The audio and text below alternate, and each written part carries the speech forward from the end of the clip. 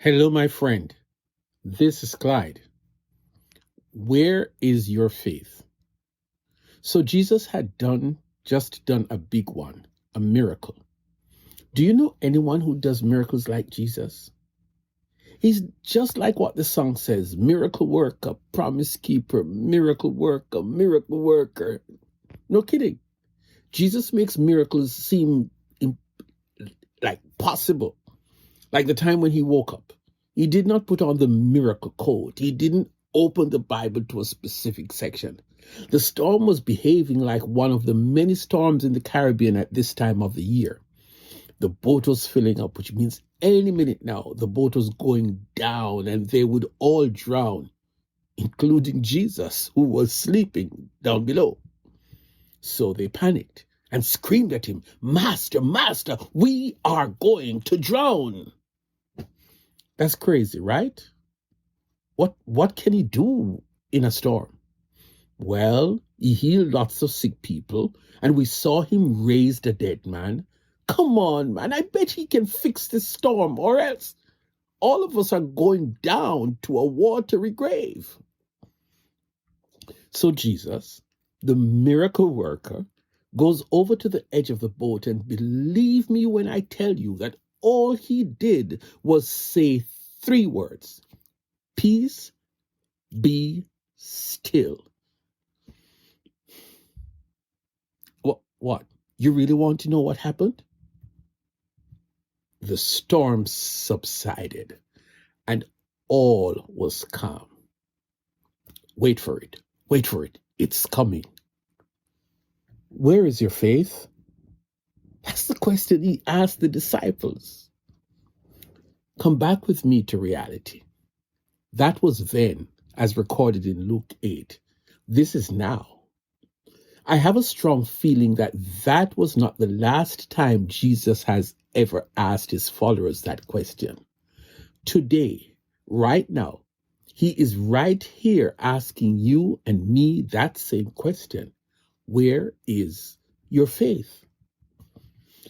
You know, he never had to ask Abraham that question. Abraham got this faith thing down to a science. At age 65, God turns up and tells him to go to a foreign country. Except when he got there, God told him that one of these days, this land will be the permanent home of your descendants.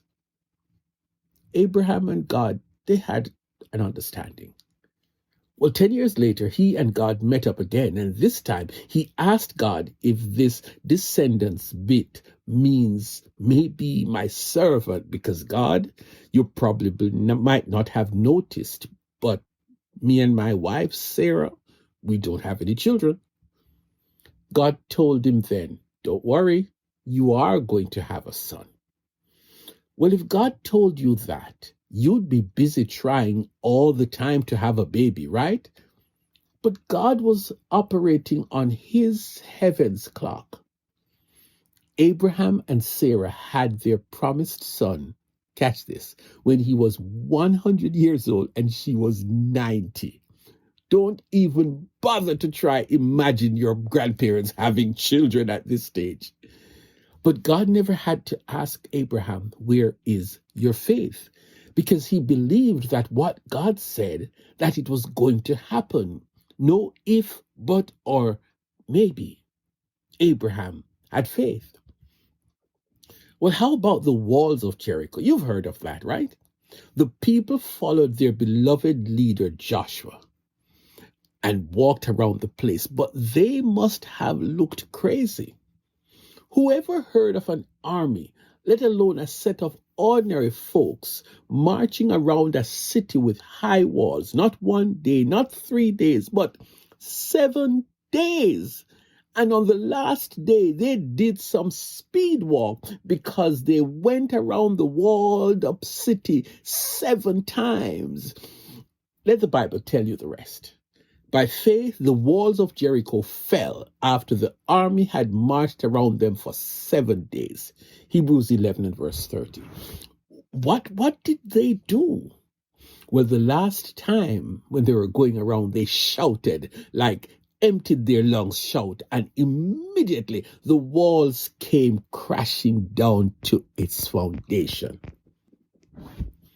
I really think that's something we should ask some large architecture professor to explain.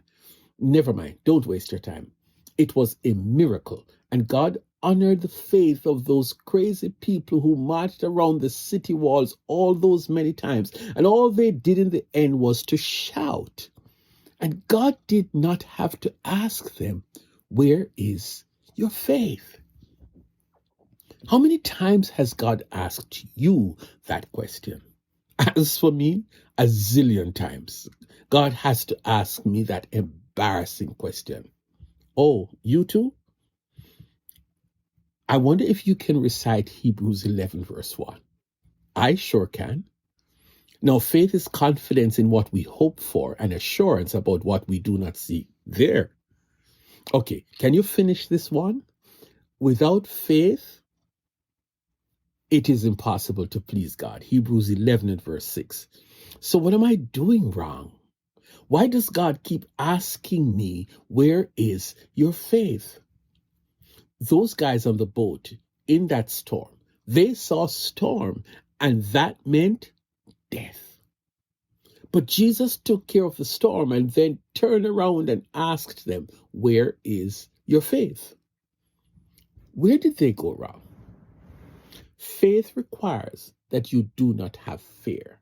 Faith and fear do not get along. You have to have pure faith.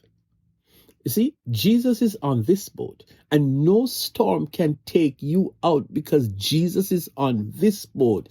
Yes, things do look scary, but Jesus is on this boat, so I will not fear. Or you've been waiting to get married.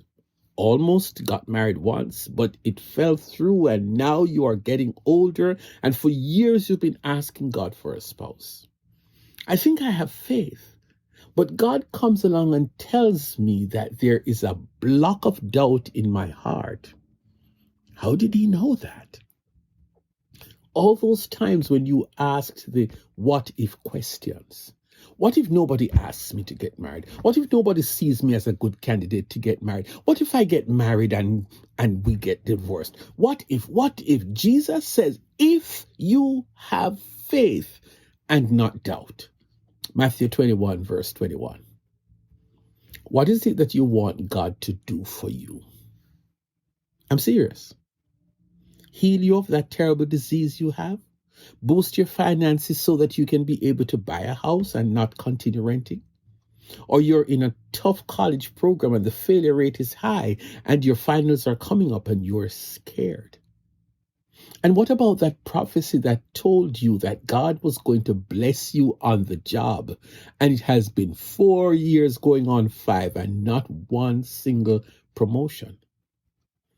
Everybody knows that you're a praying Christian, but maybe folks like you and me, we think we have faith, but it ain't working because of that thing called fear and doubt. And all that Jesus asked us to do is believe. Believe that he can do way more than you could ever imagine. Ephesians 3 and verse 20. Faith is a powerful weapon that snuffs out the arrows of fear and doubt that Satan sends at us. Fear can move mountains. Faith can move mountains and raise valleys. It's not magic, and it is not only for your Pentecostal friend. You know something? Let's say this line together. Ready? As of today, I will have faith in God. And in those moments when I can't see my way out, I will have faith in God.